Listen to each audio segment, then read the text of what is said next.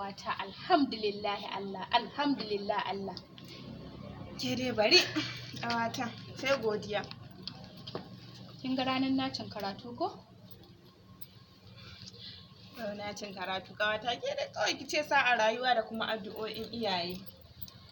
Bacin haka duk ga waɗanda suka fi mu amma ba su samu abin da muka samu ba.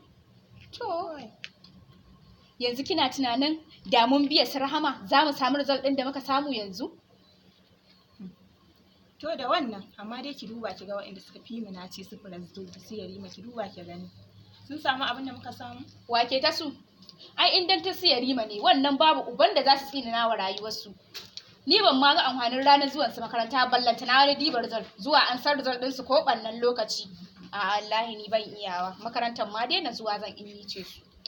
To Allah dai Ubangiji ya sa mu dace. Yanzu kin san yadda za a yi ƙawata, tunda dai mun gama karatun nan lafiya ko sai mu so mu fara maganar aure ko? Aure?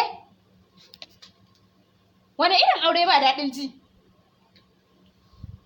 In sha wahalar karatun, in karaɗa gabas da yamma kudu da arewa ina neman ilimin, ba ruwa ba iska. Sanyi bai hana ni zuwa makaranta, result ɗin ya tattake ya yi kyau cikin yardar Ubangiji, kawai sai in je in kushe cikin ɗaki in yi aure? Ban iyawa.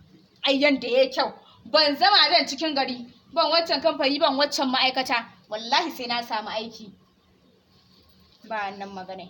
To yanzu ke da kike ta wannan bambami kike ta abu tsika ce wanda aka yi ma.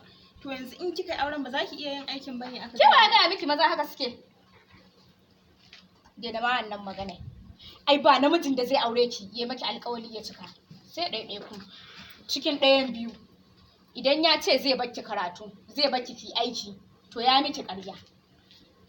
Idan kin ce kin matsa, ƴar ƙaramar bazawara ce za a maida ki. Don haka ba wannan magana. Lallai al'amarin ki akwai ban tsoro ƙawata. Allah dai ya sa mu dace. Amin ya Allah.